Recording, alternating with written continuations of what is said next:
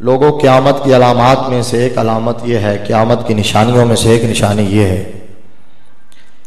کہ فتنے یوں اٹھیں گے، فتنے یوں نکلیں گے، فتنے یوں ظاہر ہوں گے، فتنے یوں سامنے آئیں گے، فتنے یوں سر اٹھائیں گے جیسے موسلا دھار بارش میں تمہارے گھر کے صحن میں بارش کے قطرے گرتے ہیں، جس طرح وہ ان گنت ہوتے ہیں اسی طرح فتنے بھی ان گنت ہوں۔ یہ حضور صلی اللہ علیہ وسلم کی صحیح حدیث ہے۔ اور آج ہم جب دیکھتے ہیں کریم آقا صلی اللہ تعالی علیہ وآلہ وسلم کا یہ فرمان حرف بحرف سچ ہوتا ہوا دکھائی دے رہا ہے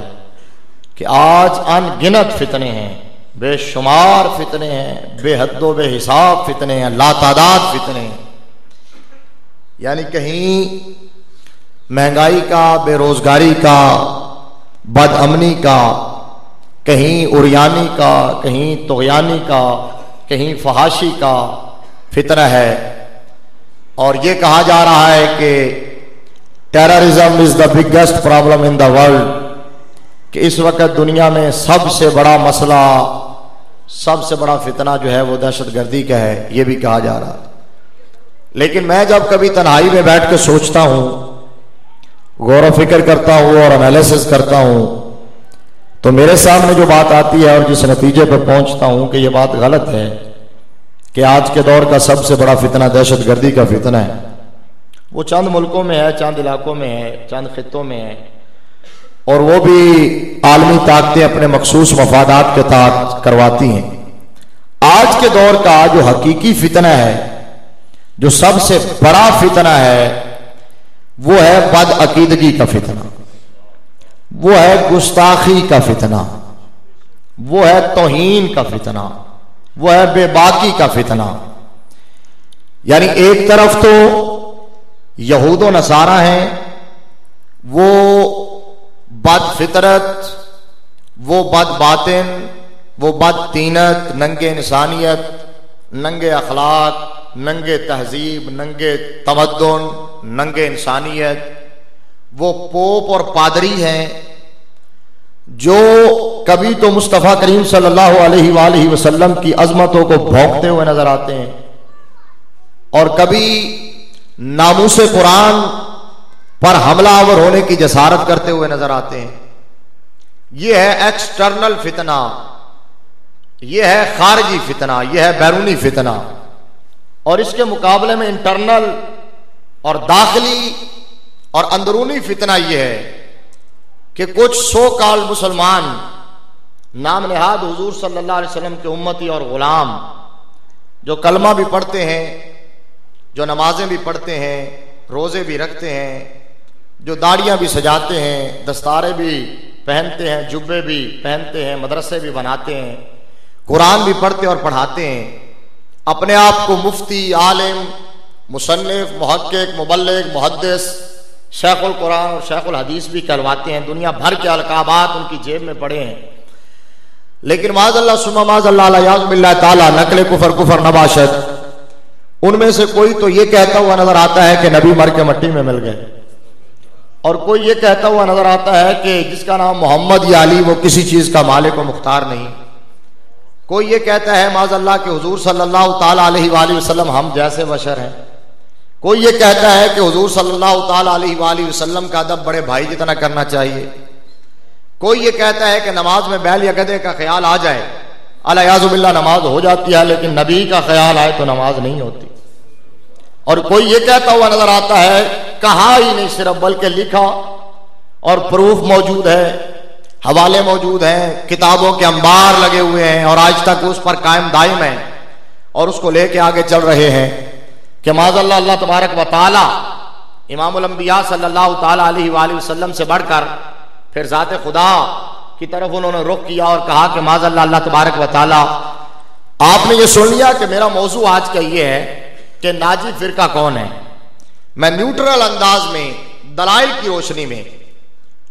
جائزہ لینا چاہوں گا اور آپ کے سامنے دلائل اور فکر رکھنا چاہوں گا، کسی پر طنز کیے بغیر۔ الاشیاء تعرف بازدادها اور یہ یاد رکھیں آپ گھبرایا نہ کریں، بڑی جلدی سنی گھبرا جاتے ہیں ہمارا سنی خطیب یا عالم یا مہمان ابھی زبان سے ایک لفظ نکالتا ہے تو یہ پہلے ہی گھبرا جاتے ہیں، لو جی فرقہ واریت کی گل کرن لگے نے، لو جی لڑان مران کی گل کرن لگے نے، لو جی اختلاف کی گل کرن لگے نے. یعنی یہ ہماری قوم کا یہ المیہ ہوتا جا رہا ہے. اس لیے یہ یاد رکھیں کہ حق کی تلاش کرنا یہ فرقہ واریت نہیں ہے. تلاش حق میں نکلنا یہ فرقہ واریت نہیں ہے. مسلح گروہ اور جتھے بنا کے دوسروں کو نشانہ بنانا یہ فرقہ واریت ہے. اور الحمدللہ اہل سنت و جماعت کا دامن اس سے پاک ہے. اس لیے یہ بات پوری توجہ سے سنی ہے آپ نے. اور یہ درس قرآن ہے، کوئی یہاں میں نے خطابت کے جوہر آپ کو دکھانے نہیں ہے، نہ واز کرنے کے لیے آیا ہوں. جو موضوع ہے اس کو نبھانے کی کوشش کروں گا، اس پر بات کرنے کی کوشش کروں گا. تو اللہ تبارک و تعالیٰ کی ذات کے بارے میں بھی انہوں نے یہ لکھا کہ معاذ اللہ اللہ تبارک و تعالیٰ جھوٹ بول سکتا ہے، اور یہ کہا کہ معاذ اللہ اللہ تبارک و تعالیٰ ٹھٹھا کرتا ہے. یہ چونکہ اس درس کا نام درس کنز الایمان بھی ہے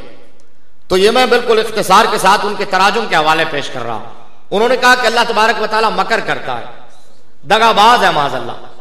اللہ تبارک و تعالیٰ دھوکہ اور فریب کرتا ہے. یہ تک انہوں نے لکھا. ستم والا ستم یہ ہے کہ یہ تو فتنہ ہے. توجہ اب میرا مضمون شروع ہو رہا ہے. ستم والا ستم یہ ہے کہ ان لوگوں میں سے ہر ایک سینے پہ ہاتھ مار کے ببانگ دہل ڈنکے کی چوٹ پر یہ کہتا ہوا نظر آتا ہے کہ میری فکر ٹھیک ہے، میرا نظریہ ٹھیک ہے. ہر ایک یہ کہتا ہے کہ میرا مسلک ٹھیک ہے، ہر ایک یہ کہتا ہے کہ میرا پیغام ٹھیک ہے، ہر ایک یہ کہتا ہے میرا اسکول آف تھاٹ ٹھیک ہے، ہر ایک یہ کہتا ہے کہ میں ناجی فرقے سے تعلق رکھتا ہوں، میں جنتی گروہ سے تعلق رکھتا ہوں. ہر ایک یہ کہتا ہے میں صراط مستقیم پر چلنے والا ہوں اور سیدھا جنت میں چلا جاؤں گا. اب ان حالات کے اندر اگر کوئی بندہ مسلم جو لا الہ الا اللہ محمد الرسول اللہ صلی اللہ علیہ وآلہ وسلم پڑھ کر دائرہ اسلام میں آیا، بانی اسلام صلی اللہ علیہ وسلم کے دامن کرم سے وابستہ ہوا، تو وہ اگر حق کی تلاش میں جانا چاہے اور وہ یہ کہے کہ میں کون سا اسلام اختیار کروں، تو عام سادہ لو آدمی کے لیے بڑا مشکل ہو جائے گا کہ وہ بڑی بڑی بلڈنگیں دیکھے، اونچے اونچے مینار دیکھے، یا بڑے بڑے جلسے دیکھے، یا لمبی لمبی داڑیاں دیکھے، یا اوپر ساڑیاں دیکھے. وہ کس چیز کو دیکھ کے یہ پتہ کرے گا کہ کون